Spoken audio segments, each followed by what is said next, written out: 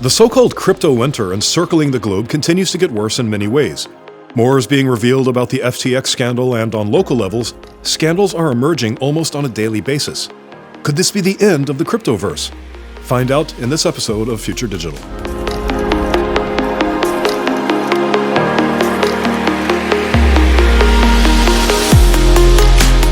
Future Digital is brought to you from Estonia, the crypto capital of the world.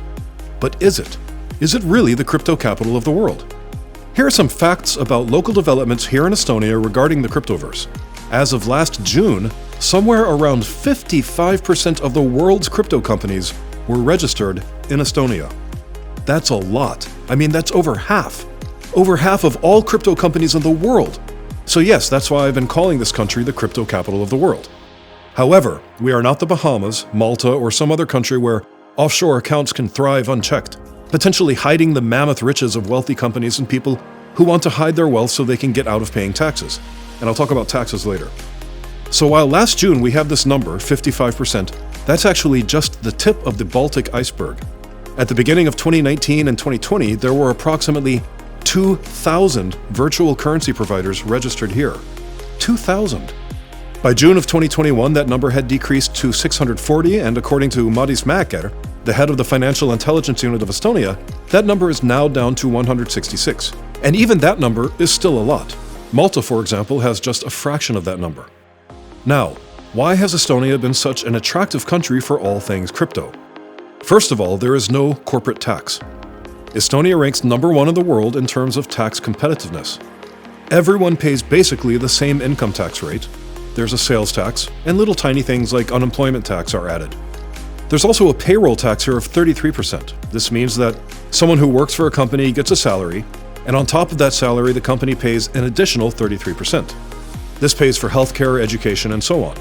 But from the salary that the employee gets, income tax is withheld. So let's take a random number, 100 euros, as a salary example. Of that 100, the employee gets roughly 80, but the employer pays 133.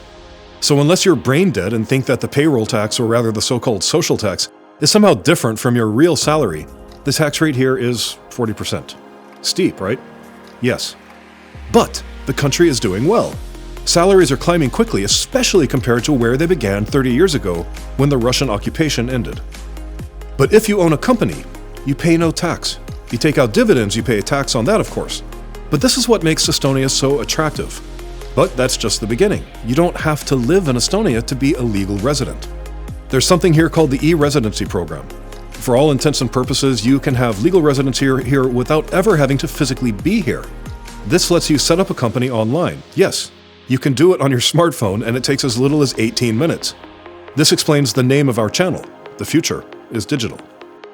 Now, with all this digital crypto stuff happening, as none of it has really been regulated yet, of course some bad guys are going to try to take advantage of it. Yeah, we all like to pay as little in tax as possible, and yeah, we all like to stick to the man. And again, yeah, we all still feel the need to be a productive part of society. We do need to pay taxes, but I think we can all agree that no normal person wants to fund terrorism. I've talked in previous episodes about libertarianism, the smallest government possible. And so on. A functioning society simply cannot exist without government. Yes, that's a massive debate, and we can have that debate another time in another place, like Estonia. But the point I'm trying to make is that literally everyone benefits from our collective societies. Roads, police, military, building standards so we don't die in our sleep from a collapse, and I mean a house collapse, not the crypto market. So when I read about people like Trump and major corporations which all use our common infrastructure but pay no taxes, it pisses me off. Doesn't matter if they are doing it legally, taking advantage of the system, it's morally wrong, and you know it. Where am I going with all this information and ranting and lecturing? Last Sunday, 2 Estonians with Russian names were arrested by the Cybercrime Bureau of the Estonian police in conjunction with the FBI. They are suspected of carrying out a cryptocurrency fraud scheme, including money laundering worth $575 million. Supposedly, they defrauded not just a few people, but hundreds of thousands. How can you possibly defraud hundreds of thousands of people without actually being the Russian government? Here's what they did. They got people to enter into equipment rental contracts using a crypto mining service called Hashflare, and also invest in a virtual currency bank called Polybius Bank, or Polybius. No, it's definitely Polybius Bank. This bank was never a bank, however, and never fulfilled any of their financial obligations. They then funneled this money through shell companies to buy real estate, luxury cars, the typical criminal poly BS. Oskar Gross, the head of the Cybercrime Bureau here in Estonia, said this is one of the largest cases of fraud in Estonian history, almost as large as when Russia said Estonia voluntarily joined the USSR. Now, I am not a financial advisor, but you do need to look after your money, your investments. If you decide to invest in something, do extensive background checks on the organization and the people running it.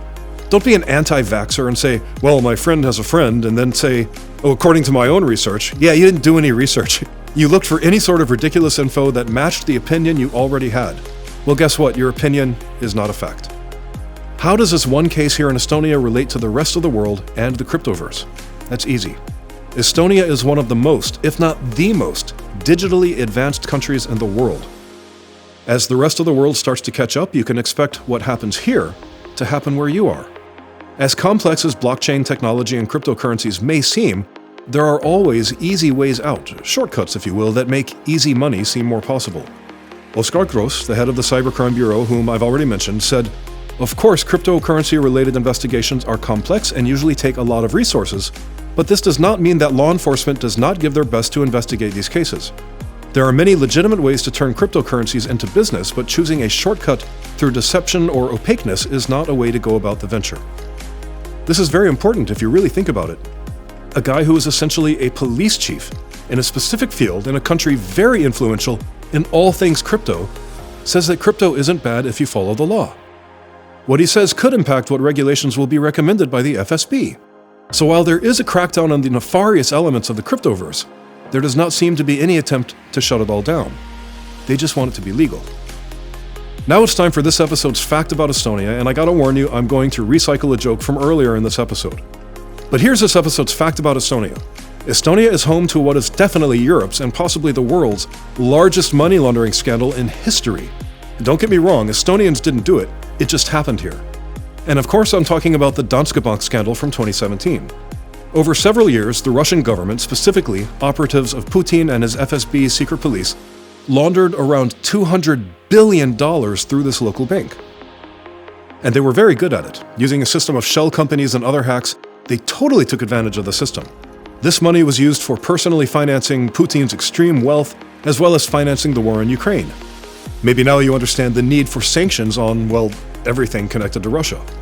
It's just not worth the risk.